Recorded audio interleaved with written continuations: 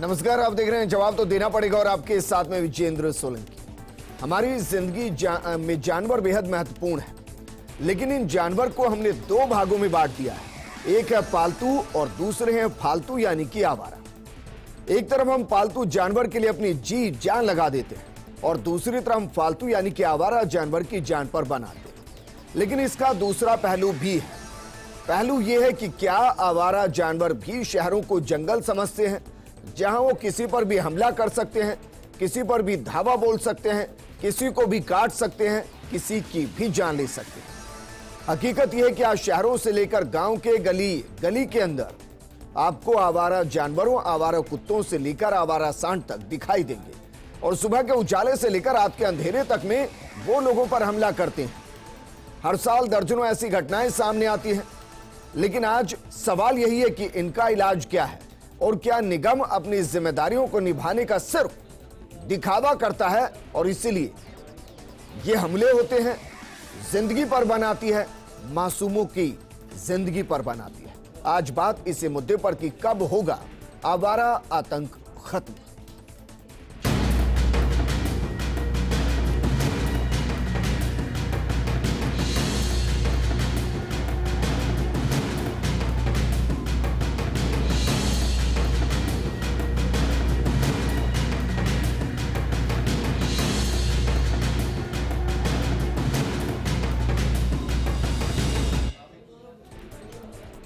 आवारा कुत्तों या कहें कि पागल कुत्तों का आतंक कितना ज्यादा बढ़ गया है, इसको समझने के लिए सिर्फ 3 शहरों के हालात हम आपको बताते हैं, जो ये महसूस कराने के लिए काफी है कि पालतू से जब जानवर पालतू की श्रेणी में आता है, आवारा की श्रेणी में आता है, तो क्या होता है।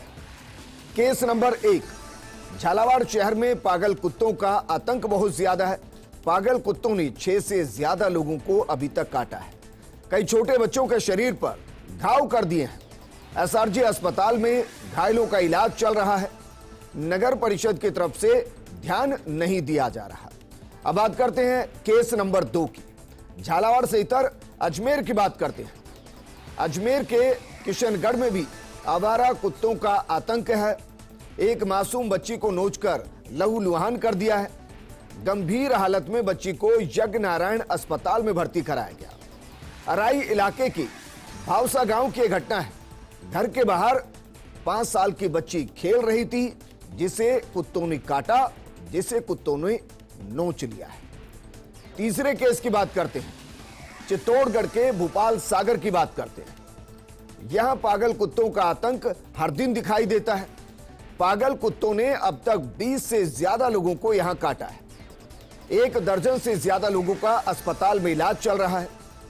पागल हुए कुत्ते के आतंक से लोगों में डर का माहौल है और ये दिन का उजाला हो या रात का अंधेरा, इस तरीके की घटनाएं लगातार हो रही हैं। लेकिन इन घटनाओं के बाद सवाल यही है कि जानवर और जिंदगी दोनों को बचाना जरूरी है, लेकिन ये होगा कैसे। इस मुद्दे पर बात करने के लिए हमारे साथ मौजूद हैं कांग्रेस पार्षद भरत मेघवाल जी, बीजेपी पार्षद अंकित वर्मा जी, पशु संरक्षक अर्पणा बिस्सा जी।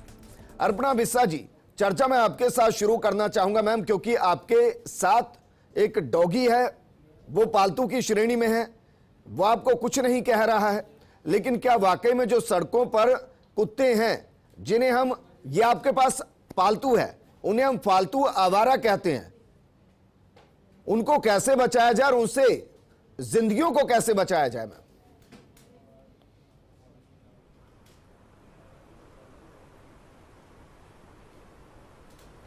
मेरे पास में जो कुत्ता है अभी, जिसको आप देख सकते हैं, वो बिल्कुल गली का कुत्ता है। आवारा कुत्ता था वो, जिसको किसी ने छत से फेंक दिया था, उसकी हड्डी टूट गई थी। इसमें और बाकी रोड के कुत्तों में कोई फ़र्क नहीं है। ये मेरे घर पर है, मेरी बेटी है, ये बहुत प्यारी सी, इसका नाम है ओली। इनको बचाने का बहुत सिंपल तरीका है। आज हम लोग युद्ध कर रहे हैं पशुओं से और इंसानों में। हम जानवरों में और इंसानों में काफ़ी युद्ध हो रहा है। आज अगर कुत्ता किसी इंसान को काटता है तो इंसान उस कुत्ते को फिर मारेगा। उससे बेहतर है आप 2 बिस्किट खिला दो, 2 रोटी खिला दो। कुत्ता ज़िंदगी भर आपकी वफादारी करेगा, आपकी रखवाली करेगा, आपको प्यार देगा। आज कुत्तों को आक्रामक हम ही बना रहे हैं। कुत्तों का कोई आतंक नहीं होता है, कुत्ते आतंकवादी नहीं होते हैं, कुत्ते सिर्फ प्यार फैलाते हैं, वफादारी फैलाते हैं, मिसाल होते हैं जी। अगर हम इंसानियत दिखाएं तो उनमें हमारी तरह सेम इमोशंस होते हैं, प्यार होता है, डर होता है, नफरत होती है, अगर हम उन्हें वो देंगे तो मैम आप ये कह रहे हैं कि चित्तौड़गढ़ के अंदर 20 से ज्यादा केसेस हैं जो इलाज करा रहे हैं जहां कुत्तों ने काटा है, झालावाड़ के अंदर ऐसे केसेस हैं, अजमेर के अंदर ऐसे केसेस हैं, जयपुर के अंदर ऐसे केस हैं। आपके पास वो केस तो ध्यान होगा आपको जिसमें एक बच्चे का पूरा फेस खा गया था कुत्ता, काफी ज्यादा बवाल हुआ था जयपुर में। आप ये कह रहे हैं कि ये सिर्फ इसलिए है क्योंकि हम उन कुत्तों को घर नहीं लेके आ रहे हैं, उनको बिस्किट नहीं खिला रहे हैं? नहीं, मैं ये नहीं कह रही हूँ कि ये बिल्कुल नहीं, मैं ये नहीं कह रही हूँ कि ये सिर्फ इसलिए है कि हम उन्हें घर नहीं ला रहे, ये सिर्फ इसलिए नहीं है, इसके बहुत सारे रीजंस हैं। हम उन कुत्तों को दुत्कार रहे हैं। क्या आपने कभी सोचा एक धूप में एक पशु का जो बोल नहीं सकता, गर्मी में रहना, बिना खाने के, बिना पानी के कितना बुरा होता है? आज अगर हर इंसान अपने घर से एक रोटी और पानी कुत्तों को दे दे तो शायद वो भरपेट बैठे रहें। रामायण से कुत्तों का चलन चला आ रहा है, सतयुग में कुत्तों को दुआ मानते थे, बहुत ब्लेसिंग्स मानते थे। आज हम कुत्तों की नसबंदी नहीं करा रहे। नगर निगम को नसबंदी का बजट मिलता है और सिर्फ जोधपुर में नहीं, जयपुर में, झालावाड़ में, अजमेर में, हर जगह नसबंदी कुत्तों की होती है। उसके बाद कुत्तों को एंटी रेबीज का वैक्सीनेशन भी लगता है। नसबंदी के बाद WHO के आंकड़ों के हिसाब से किसी भी शहर में डॉग बाइट का रेशियो 0.01% तक रह जाता है। डॉग बाइट्स कम हो जाते हैं। कुत्ते सुरक्षित, इंसान सुरक्षित, कुत्ते शांत और कुत्तों की जनसंख्या कंट्रोल में। कहीं भी जनसंख्या का इम्बैलेंस होगा तो नेचर में इम्बैलेंस आएगा, फिर वो इंसान हो या कुत्ते हों। और आज हम नसबंदी नहीं कराकर इम्बैलेंस ला रहे हैं, कुत्तों को आक्रामक बना रहे हैं। कुत्तों का मीटिंग सीजन आता है साल में 2 बार, कुछ का 3 बार। मीटिंग सीजन्स में वो अग्रेसिव होते हैं। छोटी छोटी जो फीमेल डॉग्स होती है उनके बच्चे हो जाते हैं बिना कारण के, क्योंकि उनकी नसबंदी नहीं कराता है नगर निगम। तो वहाँ इंसान जब उनके बच्चों को मारते हैं तो वो आक्रामक हो जाती है। वो अपने बच्चों को बचाने के लिए इंसान को काटती है, इंसान अपने बच्चों को बचाने के लिए कुत्तों को मारता है और ये युद्ध चलता रहता है। किसी भी युद्ध का समाधान सिर्फ प्यार होता है। अगर हम कुत्तों को प्यार देंगे तो हमको प्यार मिलेगा और ये नेचर का लॉ है जी। कुत्तों को आक्रामक हम बना रहे हैं और सरकार। भरत मेघवाल जी, क्योंकि काफी हद तक ये बात जायज है, आज भी पालतू की श्रेणी में सबसे ऊपर कोई आता है तो उसको हम कुत्ता ही कहते हैं, जिसके लिए कहा जाता है कि एक रोटी अगर आपने खिला दी वो पूरी जिंदगी आपका वफादार रहेगा। फिर भी इस तरीके की घटनाएं आ रही हैं सर, आपके वार्ड में भी इस तरीके की घटनाएं होंगी जिनका जिक्र अपर्णा जी ने किया है। क्या वो निगम की तरफ से किए जा रहे हैं, चाहे वो नसबंदी के अभियान हो या इनके संरक्षण के अभियान हो? कुछ तो प्लानिंग निगम करता होगा या नहीं करता कुछ? देखिए, अभी निगम की तरफ से जो भी प्लानिंग की जा रही है वो धरातल पर तो हो नहीं रही है।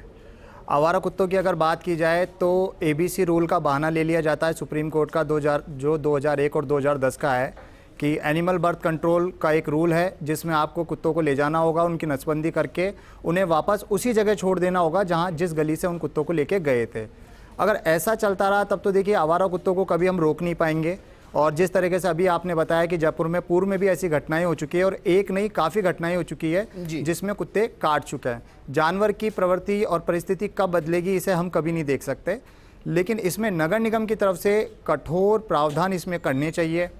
नसबंदी की अगर बात करें तो जो ब्रीडिंग सिस्टम इनका होता है उस समय क्या होता है कि जैसे नगर निगम टेंडर खोलती है, टेंडर खोलने के समय नगर निगम क्या करती है कि उस बीच 2 महीने, 4 महीने, 6 महीने का गैप आ जाता है। तो वो गैप आने की वजह से जो ब्रीडिंग सिस्टम इनका ब्रीडिंग टाइम होता है उस समय काफ़ी बच्चे जन्म ले लेते हैं। अगर देखा जाए तो एक डॉग कम से कम 10 बच्चों को अगर ऑन एन एवरेज माना जाए तो ले करता है। अगर उस समय अगर 1000 भी हो गए तो 12,000 तो कुत्ते वैसे ही बढ़ जाएंगे। तो नगर निगम की तरफ से तो कठोर, अगर जब तक इसमें नियम कायदे नहीं बनेंगे और इस पे सुपरविजन नहीं होगा। बच्चों को जो काटा गया है उसके लिए कुत्ते जिम्मेदार नहीं, नगर निगम जिम्मेदार है। देखिए, देखा जाए नगर निगम बिल्कुल जिम्मेदार है, क्योंकि जब तक हम ऐसी सिचुएशन ही क्रिएट क्यों होने दें। रेबीज का इंजेक्शन है 3 साल का एक बार लगता है, उसके बाद 4 साल क्या हम उस पर नगर निगम उस पर ध्यान देती है? क्या ऐसे कुत्तों को आइडेंटिफाई किया जाता है जिन कुत्तों का रेबीज का जो पीरियड था वो खत्म हो चुका है? ऐसा नहीं होता। इंजेक्शन कब लगे हैं कुत्तों को? कोई आइडिया नहीं है इसका, ना कोई रिकॉर्ड है इसका। रिकॉर्ड रखा तो जाता होगा, रखा जाता है लेकिन दिया नहीं जाता। इस बार सदन में भी इस चीज की मांग रखी जाएगी। अंतिम टेंडर कब हुआ? किसी भी चीज का कोई रिकॉर्ड लिखित में दिया जा चुका है, लेकिन अभी तक नगर निगम की तरफ से कोई भी चीज नहीं प्रोवाइड कराई जाती। अंकित वर्मा जी, सर ये रिकॉर्ड आपके पास है, नसबंदी अंतिम बार कब कराई गई? या सिर्फ पार्टियां ही बदलती रहती है, मेयर ही बदलते रहते हैं, चेयर ही बदलती रहती है? भरत जी बिल्कुल ठीक कह रहे हैं। हम कई रिकॉर्ड नगर निगम से मानते हैं, लेकिन हमें प्रोवाइड नहीं कराए जाते जी। और निगम की तरफ से भी लेटर दिए जा चुके हैं सरकार को भी कि इसके खिलाफ अपन को सख्त एक्शन लेना पड़ेगा। इस चीज़ में कोई राजनीति का विषय ही नहीं है जी। इस चीज़ में अपन कोई राजनीति नहीं कर सकते। ये एक सबके लिए ये एक ध्यान देने के लिए विशेष विषय है। तो मेरा मानना तो ये है कि कोर्ट ने जो इस पे लगा रखा है स्टे, इनको 100 मीटर के अंदर अपन को कुत्तों को वहीं पे ही इनका स्टेटलाइज करके और वहीं पे छोड़ना होता है। तो वो उसको अपन को चेंज करना पड़ेगा। आज जैसे बंदरों को भी अपन जंगलों में छोड़ते हैं जी, तो वो काफ़ी परेशानी है। नगर निगम में अभी बहुत सारी समस्याएं चल रही है। कई बार ये हड़ताल पे बैठ जाते हैं निगम वाले, सर इनका आप कौन पेमेंट से नहीं हो पाता। हेरिटेज से हैं या ग्रेटर से? नहीं, ग्रेटर निगम से हम दोनों साथी ठीक पार्षद है, हैं। ठीक है। नहीं तो बीजेपी के पार्षद के तौर पर आपकी ही मेयर है ग्रेटर के अंदर, तो सर आप मेयर साहब का तो आप कार्यकाल देख ही रहे हैं, कितना परेशानी भरा रहा है। अभी वापस 2 फरवरी को वापस उन्होंने ज्वाइन किया है। अभी परसों के दिन उनका फैसला है, वो भी हमारे लिए सर सराहनीय है। मेरा कहने का मतलब ये है कि हो सकता है आज मैं इस कुर्सी पर हूं, कल इस कुर्सी पर नहीं हूं, लेकिन इस कुर्सी पर जो जिम्मेदारियां हैं वो जिम्मेदारियां तो चलती रहेंगी ना। कोई और आकर जिम्मेदारी संभाल रहा होगा। जब वो नहीं थी, जब शीलदा बाई जी बैठी हुई थी, वो जिम्मेदारी संभाल रही होंगी। निगम तो काम कर रहा होगा ना, या निगम भी ठप बैठा हुआ है? सर अभी तक तो हमारी नज़रों में तो ठप ही बैठा हुआ है। जब तक अधिकारी काम नहीं कर रहे तब तक हमारी नज़रों में ठप बैठा हुआ है।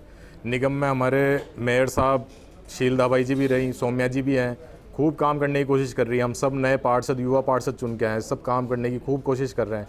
लेकिन एक जगह जहाँ पे अपने जो अधिकारी हैं वो इसमें हमारा सपोर्ट नहीं करेंगे, तब तक हम आगे कुछ नहीं कर सकते। लेकिन सर ये तो सालाना कैलेंडर होगा ना, कि कब टेंडर निकलेंगे नसबंदी के, कब टेंडर निकलेंगे बाकी चीजों के। ये तो एक सालाना प्रोसेस है ना। जैसे बरसात के वक्त में नालों की सफाई का एक सामान्य प्रोसेस है, हर साल होता ही है। क्या ये हो ही नहीं रहा है बीते 2-4 सालों से? सर हो रहा है, लेकिन जिस हिसाब से होना चाहिए उस हिसाब से नहीं हो पा रहा है ये काम। अपर्णा बिस्सा जी, मैम आपने कुछ वैलिड पॉइंट उठाए हैं, लेकिन फिर भी मैं जानना चाहूंगा कि क्या एक कुत्ता अगर लगातार बच्चों को या किसी को बाइट कर रहा है, उसके लिए भी हम उसी नेचर को अपनाएं कि उसको 2 बिस्किट खिलाएं?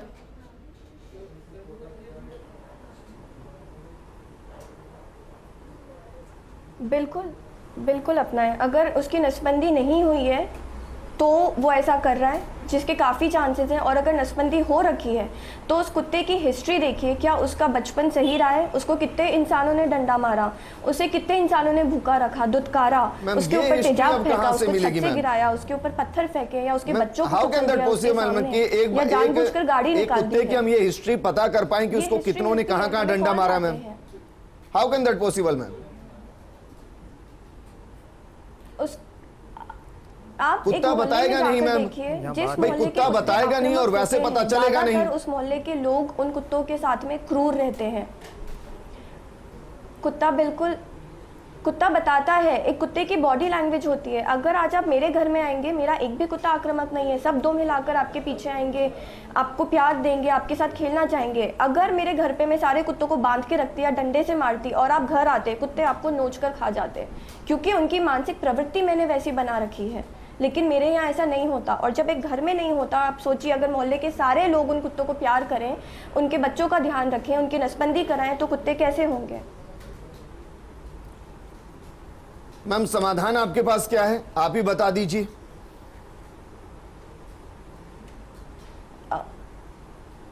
समाधान इसका ये है, हम लोग नगर निगम इतनी बार गए हैं, हमने नगर निगम में इतनी अपील्स करी हैं, बहुत गुहारें करी है सीओ से, मेयर से। हमारी जो अभी की मेयर है वो बहुत हेल्पफुल है, कुंती देओरा जी।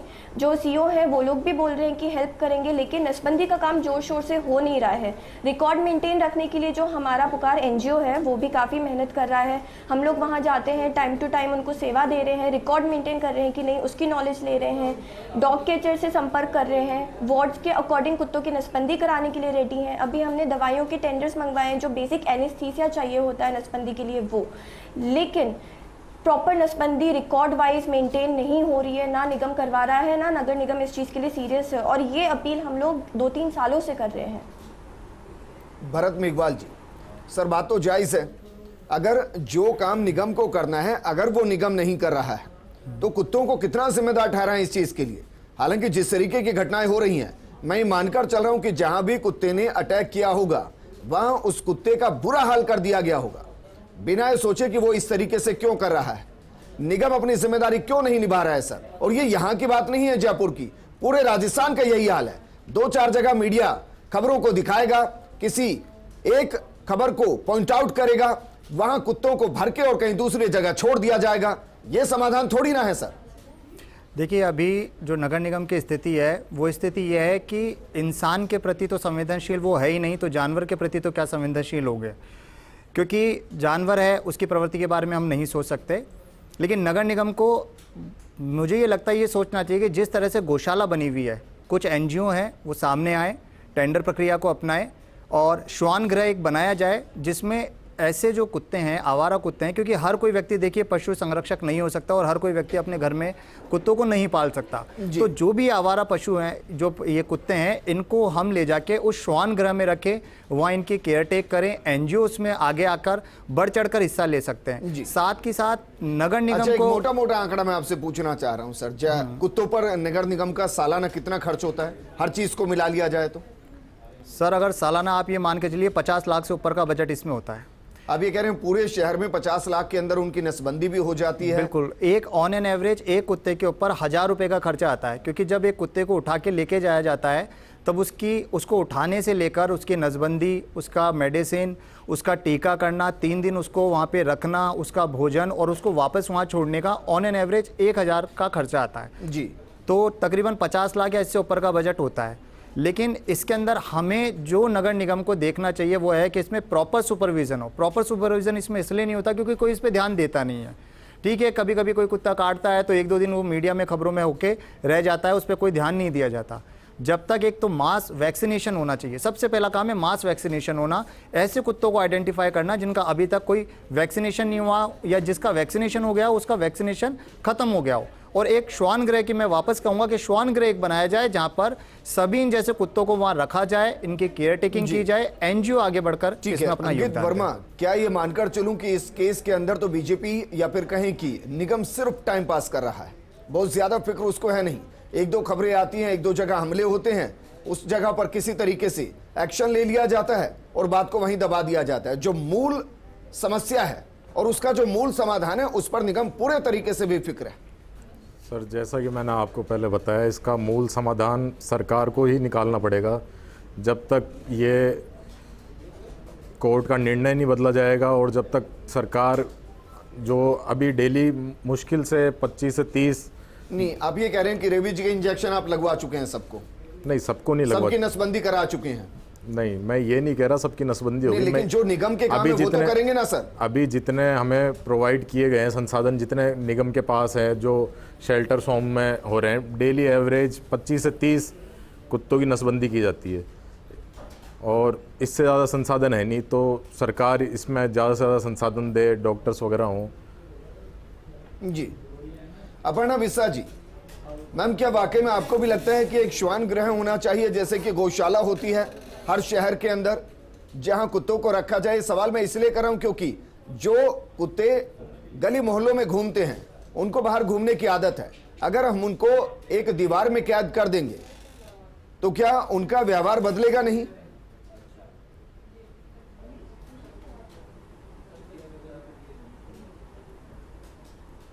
जी, मुझे ऐसा लगता है कि श्वान गृह तो बिल्कुल नहीं होने चाहिए और ये लीगली भी सही नहीं है, ये इलीगल है। आप किसी भी हेल्दी जानवर को बिना किसी कारण के कैद करके नहीं रख सकते हो। Prevention of cruelty to animals act में भी ये लिखा है कि एक कुत्ता जहाँ पैदा होता है वहाँ रहना उसका जन्मसिद्ध अधिकार है और कॉन्स्टिट्यूशनल ड्यूटी ये कहती है कि हम उसे खाना और पीना दें, उसका टेक केयर करें, उसका ध्यान रखें। ना तो कुत्ता आक्रामक होगा, हम उसे दोस्ती रखें। और कुत्तों के लिए श्वान गृह होना इलीगल है क्योंकि हेल्दी एनिमल्स को आप कंपाउंड्स में नहीं रख सकते हो। श्वान गृह तब होना चाहिए जब किसी डॉग को कैजुअलिटी हो या नसबंदी करानी हो और वो ठीक हो और उसके बाद उसे उसी एरिया में वापस छोड़ा जाए। कुत्तों को रिलोकेट करना भी अपराध है और श्वान गृह तो बिल्कुल भी नहीं होना चाहिए। कुत्ता पागल हो गया, ये शब्द नॉर्मली हम सुनते हैं कई बार, जब एक कुत्ता लगातार अटैक करने लगता है, कुत्ता लगातार पागल वो नहीं होता आक्रामक है। होने लगता है, जी। उसका क्या किया जाए मैम?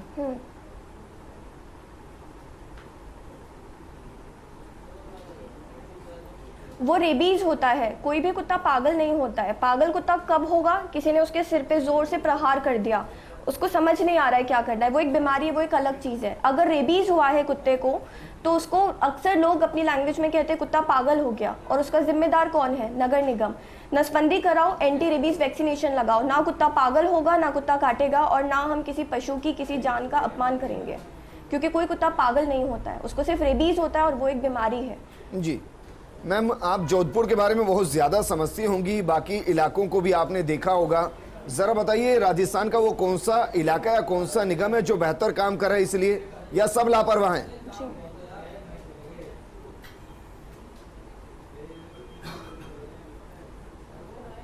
देखिए, मैं जोधपुर या किसी शहर का तो नहीं बोलूँगी, लेकिन जो हमारा मेन इंडिया है, जो हमारी मेन सरकार है, जो पूरे भारत को चलाती है, वो लापरवाह है। क्योंकि जहाँ अमेंडमेंट्स आने चाहिए प्रिवेंशन में, एनिमल्स की क्रूअल्टी में, वो नहीं आ रहे हैं। आज सांसद में सब बोल रहे हैं, हेमा मालिनी जी बोल रही है, जॉन इब्राहिम अपील कर रहे हैं कि आप एनिमल क्रूअल्टी एक्ट्स को ध्यान दें, उसमें अमेंडमेंट्स लाएं, पनिशमेंट बढ़ाएं, ताकि लोग ये जाने कि पशु क्रूरता अपराध है।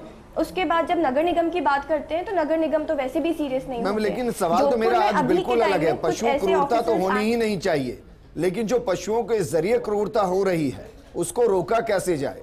मेरा सवाल आज ये है, जो कुत्ते हमले कर रहे हैं उन्हें कम कैसे किया जाए?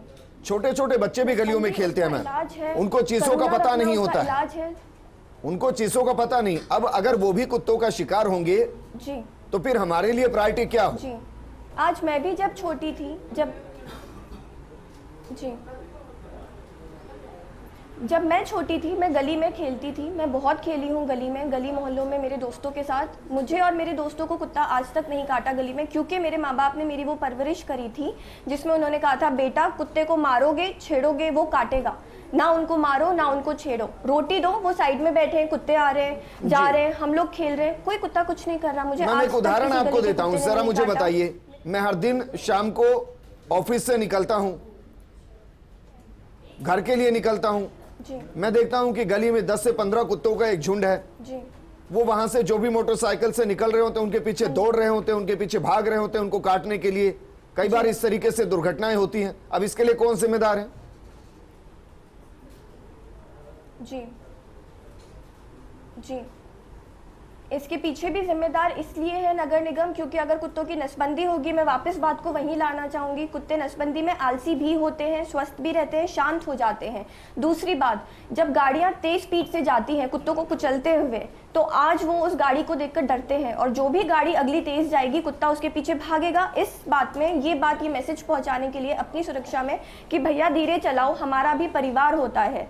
आज अगर एक इंसान को एक कुत्ता काटेगा तो इंसान हर कुत्ते से डरेगा, उसको पत्थर मारेगा। अगर एक कुत्ते के ऊपर से किसी ने गाड़ी चढ़ाई है, तो क्या वो कुत्ता हर गाड़ी पर जाने वाले पर नहीं भौंकेगा, उससे नहीं डरेगा?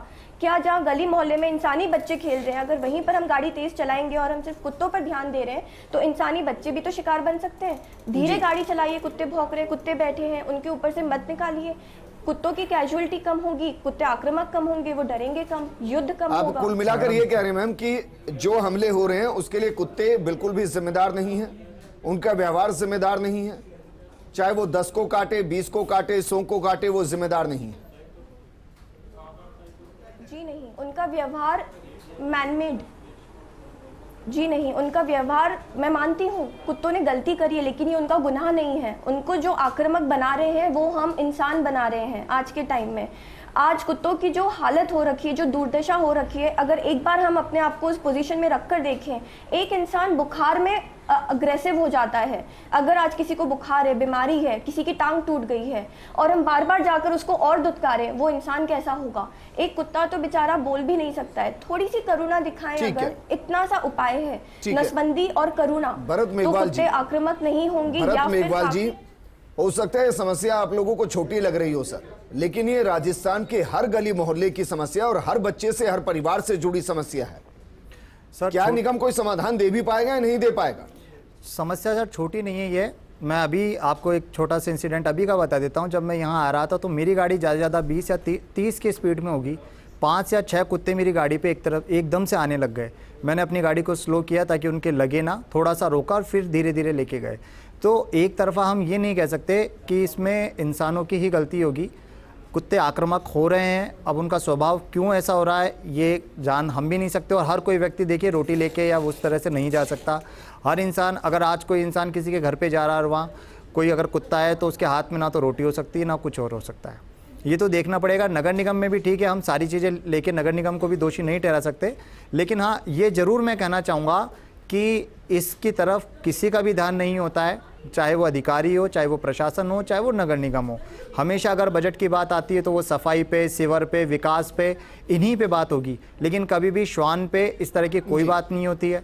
मैं फिर यही कहना चाहूँगा, उम्मीद कर सकते हैं कि कम से कम एक अभियान ही चला दिया जाए नसबंदी को लेकर, रेबीज के इंजेक्शन के लिए। जी, जो जख्मी हैं, जो बीमार हैं, उनको ट्रीटमेंट अच्छे से मिले ताकि बच्चे भी सुरक्षित रहें, हम भी सुरक्षित रहें और वो भी सेफ महसूस करें। सर अभी हमारी 18 तारीख को बोर्ड की मीटिंग है निगम की, सेकंड बोर्ड की मीटिंग हो रही है 15 महीने बाद जी। तो इसमें ये प्रस्ताव ज़रूर लाया जाएगा कि श्वानों के प्रति भी जो भी रेबीज़ के इंजेक्शन हैं इनको नसबंदी की जाए इनकी, उसके ऊपर भी हम चर्चा करेंगे। और पूरे जयपुर में मतलब निगम की तरफ से जो हेल्प हो सकती है उसका हम प्रस्ताव आगे रखेंगे। जी ठीक है अंकित जी, शुक्रिया हमारे साथ जुड़ने के लिए। भरत जी आपका भी शुक्रिया। अपर्णा जी आपका भी शुक्रिया हमारे साथ चर्चा में शामिल होने के लिए। मकसद सिर्फ इतना था कि जानवर भी खुश रहें और जिंदगियां भी महफूज रहें। जिम्मेदारी काफी हमारी भी है और जो हमारे आसपास श्वान हैं उनको थोड़ी सी मोहब्बत करके देखिए। हो सकता है कि वो जिस तरीके का हमला कर रहे हैं ऐसा ना करे, और अगर कोई पशु लगातार आक्रामक है तो उसको लेकर निगम में शिकायत कीजिए ताकि वो उसे संभाल सके। आपकी और आपके बच्चों की जिंदगी बची रहे, पशुओं की जिंदगी भी बची रहे। नमस्कार।